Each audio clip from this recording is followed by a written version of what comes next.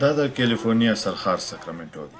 دلته دا احتجاجي غونډه د گورنر ګیون نیوسم دفتر مخې ته په دې سیمه میشت افغان ټولنې جوړه کړې چې په ایران کې د افغان کډوالو سره د دوی د وینا مطابق روان غیر انساني سلوک غندنه وکړي. ټول هغه افغانان چې په ساکرامنټو او بخصوص په کیلیفورنیا ایالت کې اوسېږي د مختلفو ښارونو نه راغلي دي چې خپل غږ د ایران د ظلم او د وحشت په هکله جګ کړي چې کومه د دغه مظلومو افغانانو سره کړی دی. په دې موقع احتجاج کوونکو د افغانستان بیرغ او رنګ رنګ پیغامونو نه ډکې بینرې په لاس کې نیولې د ایراني حکومت پر ضد او د افغانانو د بشري حقوقو په حق کې نارې ووهلې. We stand together. We stand together. We stand together. We stand together.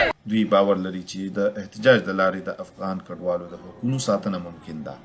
لس ورځې وړاندې په ټولنیزو رسنیو یوه ویډیو خپره شوې وه چې پکې په یو ګاډي اور لګېدلی وي. د راپورټونو مطابق دغه پیښه د ایران په یزد صوبه کې شوې وه، په کومه کې چې 3 افغان کډوال وژلي شوي او 15 نور په سوځېدلي حالت کې روغتون ته وړل شوي وو. د دغه پیښې څو ورځې وړاندې افغان چارواکو د ایران پولیس ساتونکو باندې د 45 افغان مزدورانو په اوبو کې لاهو کولو تور هم لګولی وو.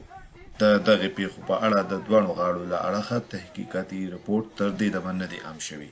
دغه د خلکو اواز دی، خلکو سره خو بله لاره نشته، نه ورسره کوم بل اسلحه شته. د خلکو اواز دی چې د دنیا د حکومتونو پالیسیانې تغیروي او موږ غواړو چې د دنیا خلکو ته، د دنیا حکومتونو ته دا اواز، د افغان مهاجرینو دغه اواز، دغه مشکل ورسو تر څو دوی په ایران باندې فشار راوړي، سیاسي فشار، اقتصادي فشار، تر څو ایران د دغه کارونو څخه خلاص واخلي. د افغانانو وژنه دې بنده کړی شي. احتجاج کوونکو د دې غونډې لپاره د دې پیغام سره ځانګړي کمیسونه هم اغوستي.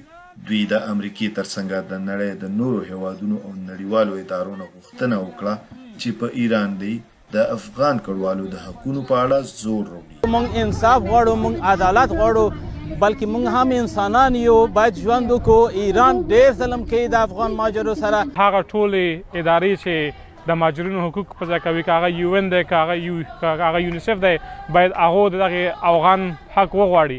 باید دا کار یې ډېر مخکې کړی وی. مظاهرچیان وایي دوی د افغان وژنې پر ضد د احتجاج ترڅنګ نن خپلو ټولو افغانانو دپاره د ژوند حق او سوله غواړي.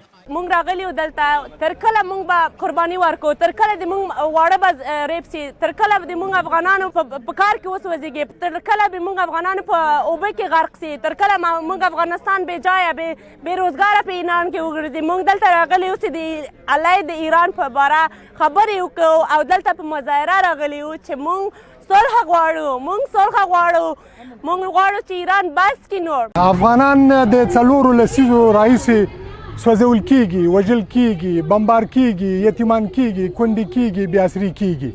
که هغه د ډیورند د کرښې بر دي او کلر دي، که هغه په بدخشان کې دي، که په هرات کې دي، ټول موږ د یو مرض نه، هغه د ترهګرۍ نه موږ سوځو، موږ د ظلم نه سوځو. د هغې ته ټولو ته دا یو پیغام دی چې یو موټی شئ او د ټوپک په ځای باندې د ټوپک شپېلۍ او دغه مشۍ ماتې کوي، دغه کارتوس د خدای نور پوچ کړي. راځئ چې قلم را واخلو، د اواز جګ کړئ، دغه خپلو هنجرونه کار واخلئ.